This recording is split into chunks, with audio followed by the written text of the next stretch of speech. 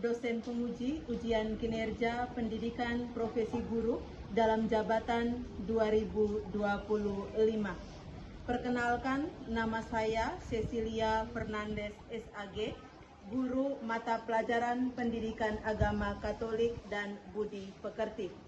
Saya mengajar di SMA Swasta Katolik Bakyarsa, Kabupaten Sika, Provinsi Nusa Tenggara Timur. Saya sekarang sebagai mahasiswa PPG di LPTK Santo Yakobus Maroke.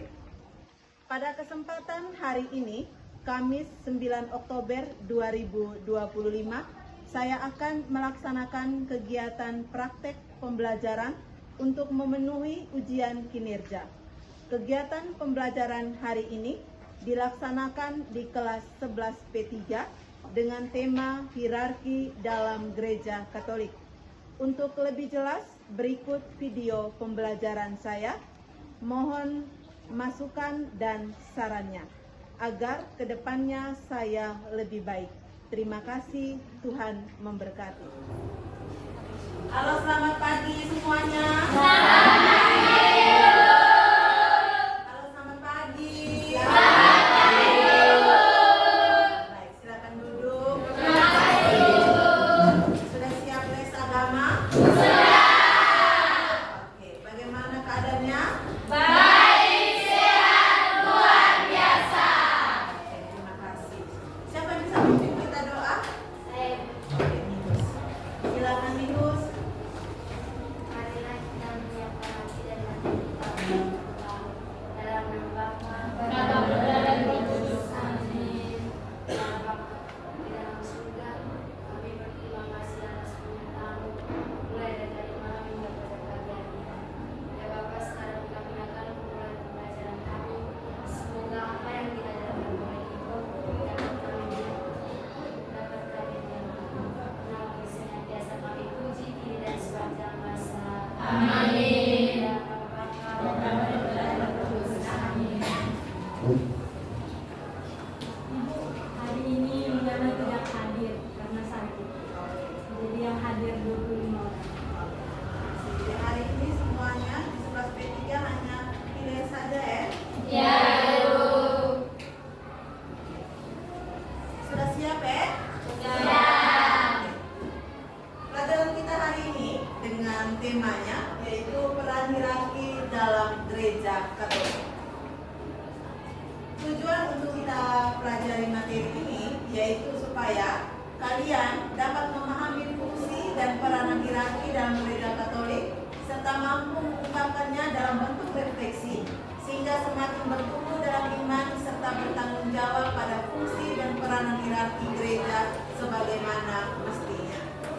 Sehingga dari tujuan pembelajaran ini, Ibu mau mengecek dulu apakah yang kalian ketahui tentang hierarki. Pernah mendengar kata hierarki? Oke, Lodan, hierarki itu apa? Hierarki itu susunan atau struktur dalam gereja. Oke, Lodan mengatakan hierarki itu susunan atau struktur dalam gereja. Ada yang lain? Oke, Dewa bilang tingkatan. Oke, struktur tingkatan. Oke, kalau begitu untuk mengetahui struktur dan tingkatan, sehingga siapa saja yang masuk dalam hierarki? Oke, di kita Paulus, Uskup, imam, biarawati, awal. awal. Oke, itu yang masuk dalam struktur hierarki. Menurut kalian ya, Ibu masih mengecek. Sehingga kalau kau sudah mengetahui siapa-siapa saja yang masuk dalam hierarki, kau harus lebih dulu mengetahui juga sejarah terbentuknya hierarki. Awal terbentuknya hierarki itu dari mana dulu? Oke, dari 12 murid Yesus. Sehingga masih ingat lagu 12 murid Yesus? Oke, mau nyanyi sama-sama? Oke, kita pakai dulu sambil tepuk tangan saja ya? Bisa? Oke, kita nyanyi sama-sama supaya kita mengingat kembali 12 murid Yesus. Siapa yang bisa angkat lagunya? Kita. Kita. Ada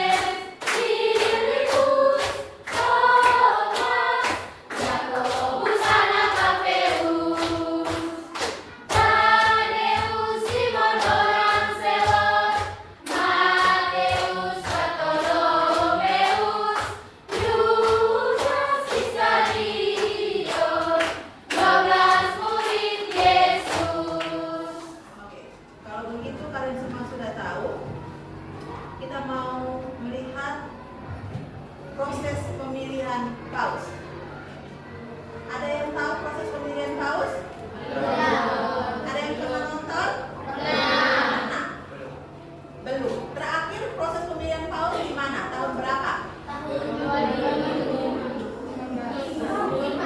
Hah? Baru kemarin toh? Oke, jangan pikir lagi yang lain-lain. Baru kemarin proses pemilihan paus. Paus siapakah yang baru terpilih?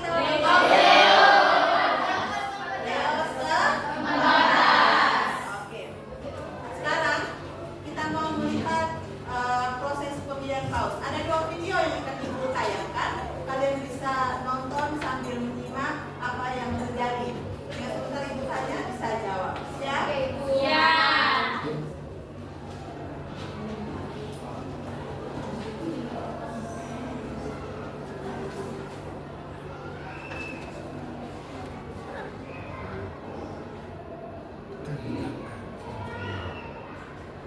Pemilihan paus adalah salah satu proses paling rahasia di dunia. Apa yang membuatnya begitu tertutup? Saat konklaf berlangsung, semua kardinal berkumpul di Kapel Sistina. Pintu kapel dikunci dan mereka sebelumnya terisolasi dari dunia luar. Secara literal, makna konklaf adalah dikunci. Saat konklaf berlangsung, semua kardinal berkumpul di Kapel Sistina dengan keadaan pintu terkunci agar memastikan pemilihan paus bebas dari pengaruh eksternal. Hanya beberapa petugas khusus seperti pengurus kapel dan tim medis yang diizinkan masuk. Kerahasiaan ini menjaga agar pemilihan bebas dari pengaruh luar. Setelah pemungutan suara, hasilnya diumumkan melalui pipa asap. Jika asap hitamnya keluar, berarti belum ada paus yang terpilih. Sementara asap putih menandakan bahwa paus baru telah terpilih. Kerahasiaan ini memastikan bahwa pemilihan paus sepenuhnya dibimbing oleh Roh Kudus dan bebas dari pengaruh dunia. Ibu lanjut ke video yang kedua. Ya.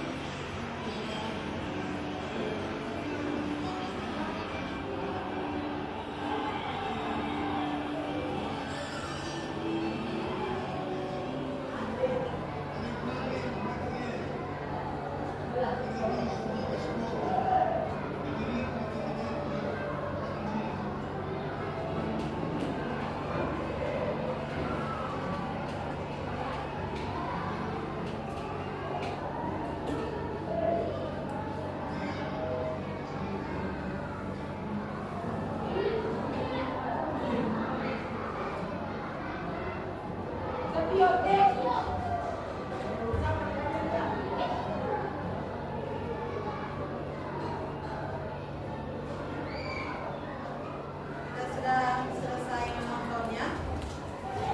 Ada 2 video yang Ibu tayangkan. Di awal tadi video yang pertama itu video tentang apa?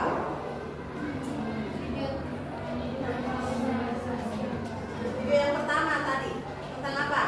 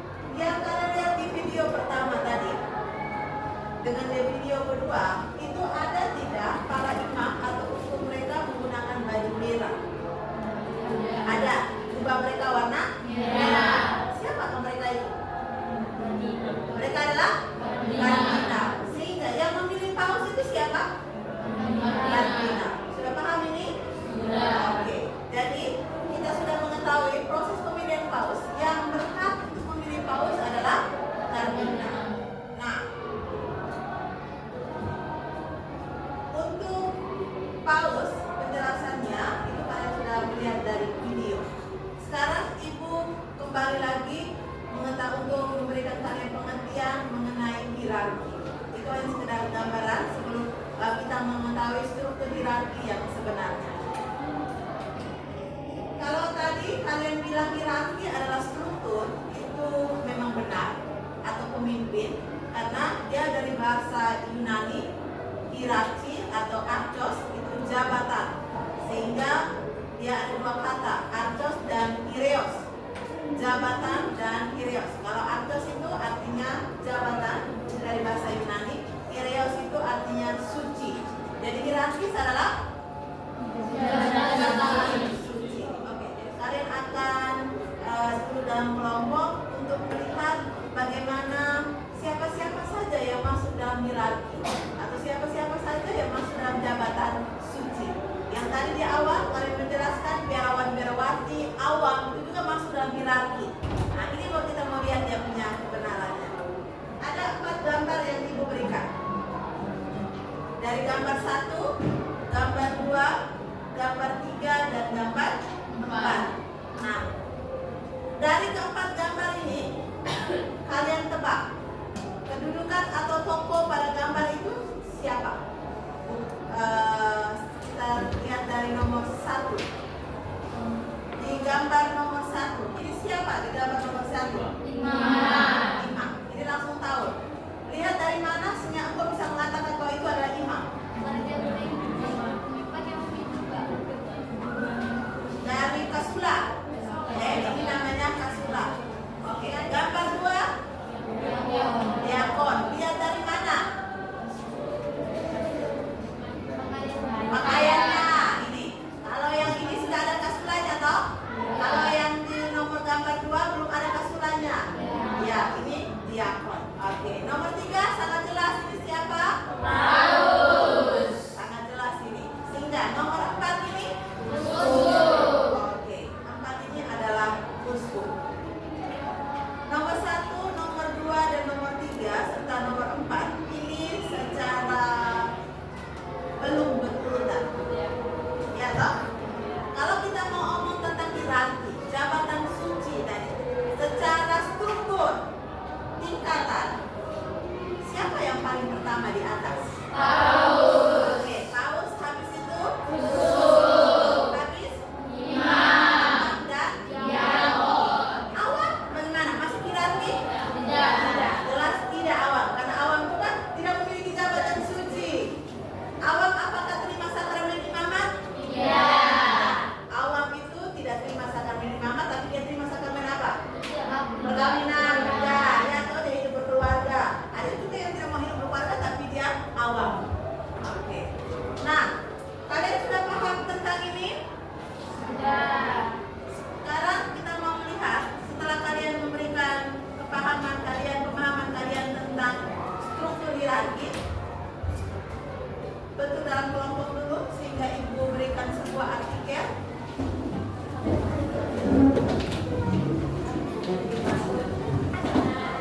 Baca dulu artikelnya, baru dari nomor di LKPD ada langsung dengan dia punya soalnya di situ ada 6 soal langsung dikerjakan di dalamnya. Kelompok 1 langsung memilih siapa yang ketua untuk sekretarisnya dan siapa yang presentasi. Bisa tulis nama kelompoknya, kelompok 1, kelompok 2, ini kelompok 5. Bisa tulis di situ ya, nama kelompoknya.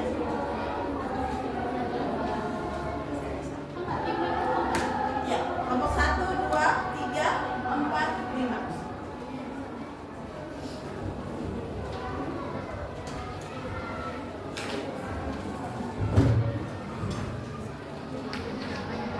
Berdasarkan artikel yang diberikan itu ya.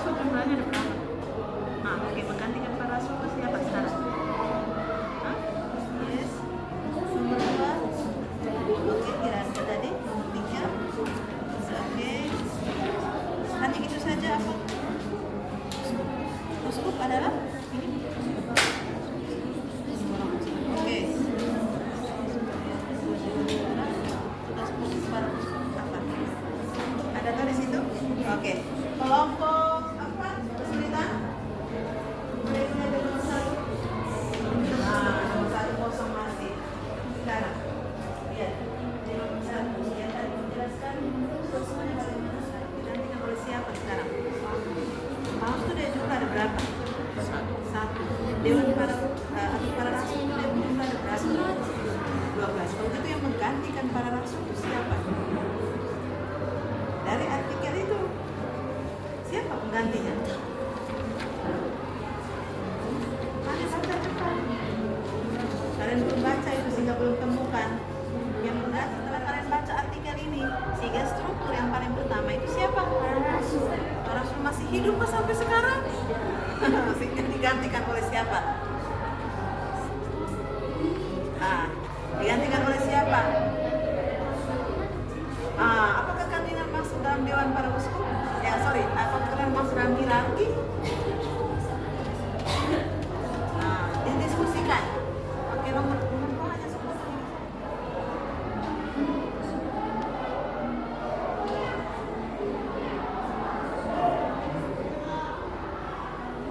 Nomor 4. Apa yang mengetahui tentang apa?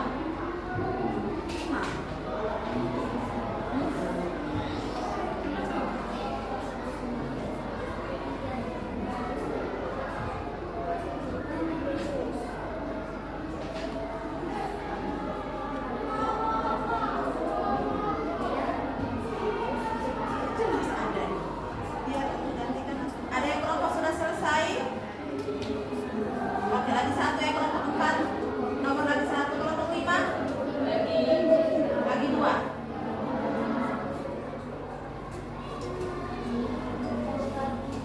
Oke, siap. Kita mulai untuk pembahasannya.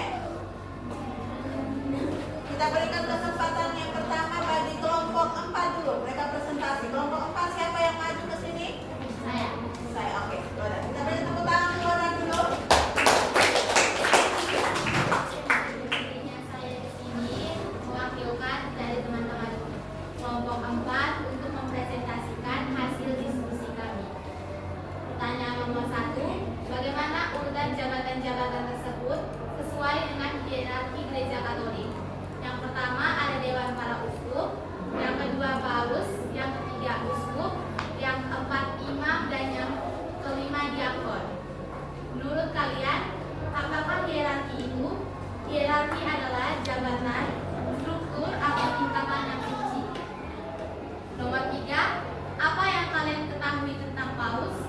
Paus adalah uskup Roma, dan sebagai uskup Roma ia adalah pengganti Petrus dengan tugas dan kuasa yang serupa dengan Petrus. Yang keempat, apa yang kalian ketahui tentang uskup? Paus adalah juga seorang uskup, khususannya sebagai Paus bahwa dia ketua Dewan Para Uskup. Tugas pokok para uskup di tempatnya sendiri, dan Paus bagi seluruh gereja adalah nomor 1. Apa yang kalian ketahui tentang imam? Imam juga sama seperti uskup. Tugas mereka konkret. Mereka ditabiskan untuk mewartakan Injil serta mengembalakan umat beriman dan untuk merayakan ibadat ilahi. Nomor 6, apa yang kalian ketahui tentang diakon? Diakon merupakan hierarki yang lebih rendah yang ditumpangi tangan, bukan untuk imamat, melainkan pelayanan. Tugas pokok diakon adalah sejauh dipercayakan padanya oleh kewibawaan yang berwenang, yakni menerimakan baptis secara meriah, menyimpan dan membagi ekaristi atas nama gereja. Sekian dari saya, terima kasih. Oke, kita bertepuk tangan dulu. Oke, orang silakan kembali dulu. Nah, kita bahas disesuaikan dalam kelompok masing-masing. Untuk dari pertanyaan kelompok 1 tadi, kelompok 4. Di nomor 1, apakah ada tanggapan? Apa semua sama atau tidak? Dia punya soalnya tadi, urutan jabatan yang sesuai dalam hierarki Gereja Katolik. Ada yang mau bertanya di nomor 1? Tidak. Oke. Kelompok 3. Kelompok 3 mana? 1, 2, 3. Jawabannya sama? Sama. Yaitu jabatan yang paling pertama tadi siapa? Dewan Para Uskup, Paus, Uskup, Imam, dan Diakon. Yang pertama dia sebagai apa dulu? Pemimpin? Oke, pemimpin para uskup ya, kayak seluruh dunia ya. Oke, itu pertama. Yang kedua? Dia juga sebagai siapa? Uskup mana? Uskup Roma. Jadi dia punya 2 jabatan. dia sebagai pemimpin umat Katolik, pemimpin para uskup sedunia dan pemimpin umat Katolik sedunia, semua kita ini, dan juga dia juga sebagai uskup Roma. Jadi, apa yang mau ketahui tentang uskup? Tugas pokok uskup di tempatnya sendiri dan paus bagi seluruh gereja adalah pembesar. Adapun tugas lain yang dibagi menjadi 3, yaitu yang pertama komunikasi iman gereja dalam kekuatan Injil, yang kedua perayaan, dan yang ketiga pelayanan. Uskup adalah pemimpin dan pembesar umat yang memiliki tugas pokok sebagai pemersatu dalam gereja dan mempertemukan orang dalam komunikasi. Nah, kita punya keuskupan Momere nih, uskup ada berapa? Satu.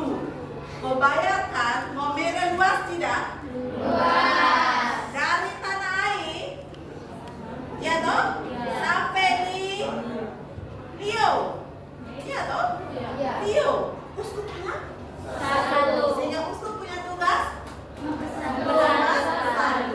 Sudah paham itu? Siap. Seorang uskup dapat disebut pastor kepala pada zaman itu, dan imam-imam pastor membantu. Lama-kelamaan pastor membantu mendapat daerahnya sendiri, khususnya di pedesaan. Uskup diserap oleh tugas dan administrasi. Dengan demikian, para imam menjadi wakil uskup. Diakon adalah pelayanan gereja yang ditabiskan untuk membantu uskup dan imam dalam tugas pelayanan liturgi sabda dan amal kasih dalam persekutuan dengan uskup dan para imamnya. Sudah? Oke, ada yang mau menambahkan diakon? Setelah kalian sudah mengetahui bagaimana itu struktur hierarki dengan tugas dan tanggung jawabnya masing-masing, kita lihat di situ bagaimana bagian yang terakhir untuk bisa merefleksikan pesan Injil. Oke, ini semua masing-masing coba buka Injil Matius 28, 18 sampai 20. Kita untuk memberitakan Injil. apa itu refleksinya. Bisa ya? Bisa? Oke. Kalian bisa refleksikan itu di dalam buku tugas kalian masing-masing. Bisa. Oke. Oke. Sekarang kita sama-sama untuk membuat kesimpulan dari apa yang telah kita pelajari bersama tadi dari awal tadi. Apa yang kalian tahu tentang hierarki tadi?